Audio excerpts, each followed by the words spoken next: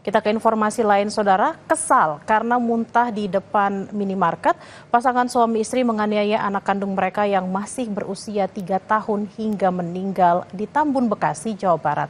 Setelah melakukan prarekonstruksi, polisi menetapkan kedua orang tua sebagai tersangka.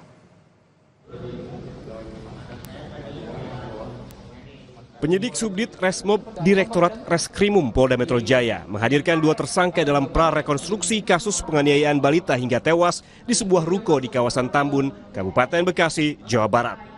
Prarekonstruksi yang digelar di Polda Metro Jaya dimulai ketika kedua tersangka membawa putra mereka yang masih berusia 3 tahun mengemis di depan sebuah minimarket.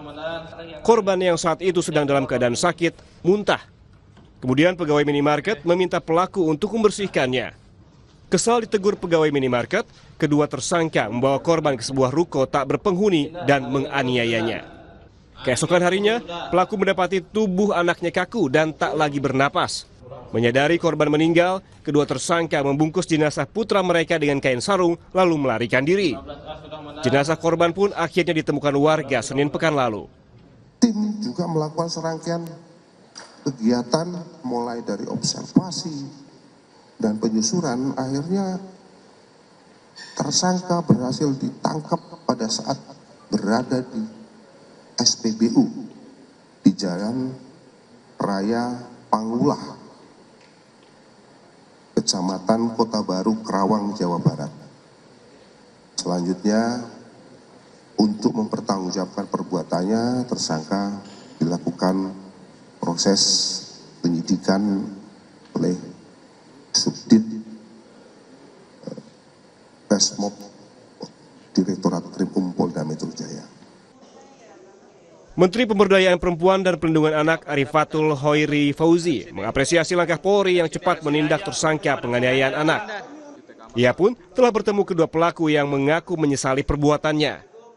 Menurut data dari KPAI, di tahun 2024 ada 60 kasus anak yang jadi korban pembunuhan oleh orang tuanya.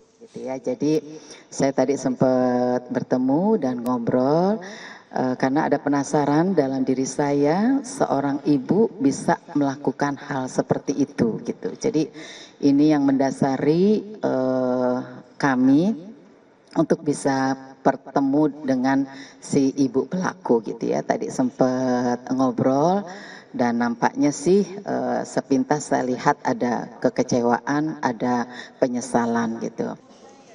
Atas perbuatannya, kedua tersangka dijerat pasal berlapis, yakni pasal pengeroyokan dengan ancaman hukuman 15 tahun penjara dan pasal penganiayaan yang mengakibatkan kematian dengan ancaman hukuman 10 tahun penjara. Tim Liputan, Kompas TV. Usai jeda, saudara, fenomena pencarian koin berhadiah ramai dilakukan hingga berdampak pada rusaknya sejumlah fasilitas umum. Menkomdigi menegaskan akan menindak aplikasi Koin Jagat jika berdampak negatif bagi warga.